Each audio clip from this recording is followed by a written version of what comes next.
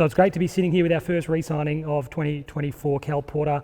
And this interview is brought to you by the great folks at Stone Mart. Port's one of the first to sign on the dotted line for the coming season. It was obviously a pretty straightforward decision to recommit. Just take us through it. Yeah, we had a really promising year this year, making the prelim, and being captain of the footy club for the first time is something I'm keen to do again next year. So I think if we can better our finals chances, but also myself individually improve as a leader and as a player, I think we can go a long way.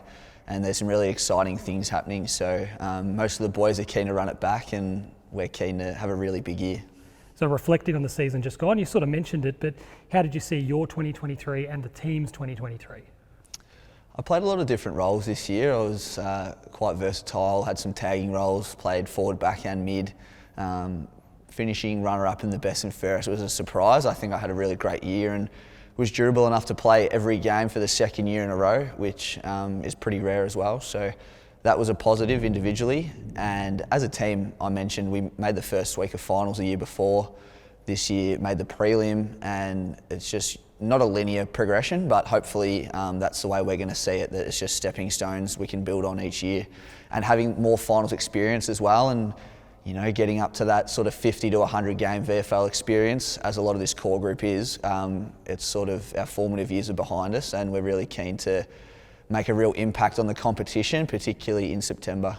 You mentioned sort of formative years. For you, 2024 will actually be your fourth season with us at Box Hill. That's sort of crept up on us a little bit, hasn't it? Now you sit here as an established leader, a really consistent performer. How do you reflect on that journey? It has gone quickly, and finding Box Hill as a home was off the back of some disappointment, moving off an AFL list, but this has been some of the best footy I've ever played is for Box Hill, wearing the brown and gold. And yeah, it's been an unbelievable journey, being able to work my way into the leadership group, but also have some individual accolades at the same time.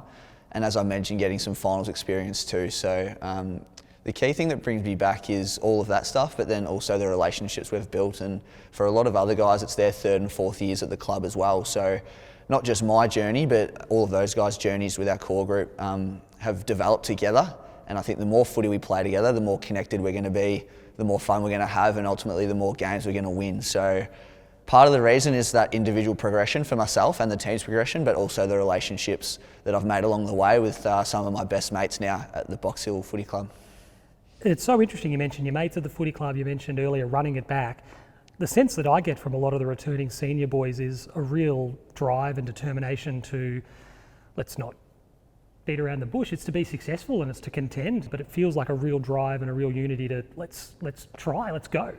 Exactly right, and I think the goal over the journey has changed. We always want to be successful as a team, but I think by all of our own admissions, when we first got to the footy club, we were all coming off AFL lists. We wanted to get drafted, and we were very individual focused, but the more time we've spent here, the more we've learned about the culture of the footy club, but the more we're actually buying into that culture and caring about each other. So that care has grown immensely, and that love. So off the back of that, a byproduct of that is, being really successful as a team. And our goal has definitely shifted away from individual accolades to, we want to win the flag, we want to win the grand final.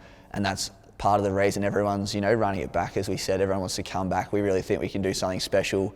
And that journey and that goal shift as our years have progressed at Box Hill has been really cool to watch. And now it's just an amazing feeling where we're all really united and connected and just think we can go all the way. And that's the belief we have in this group and the belief we have with each other, which is, really special, and it's a great goal to have. And then lastly, there's a long while between where we are now and round one, but what are your priorities as pre-season sort of gets under the way in the next sort of 2 or 3 weeks?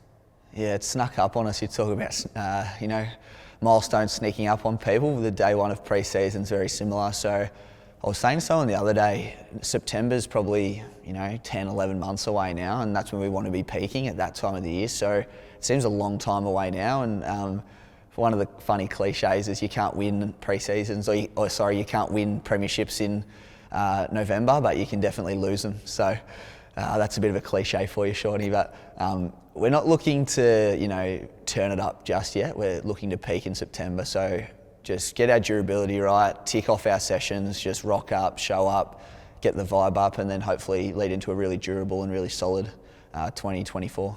Fantastic. We love having you back. We look forward to following you throughout 2024. Thanks very much. Thanks, Shawnee. You already did.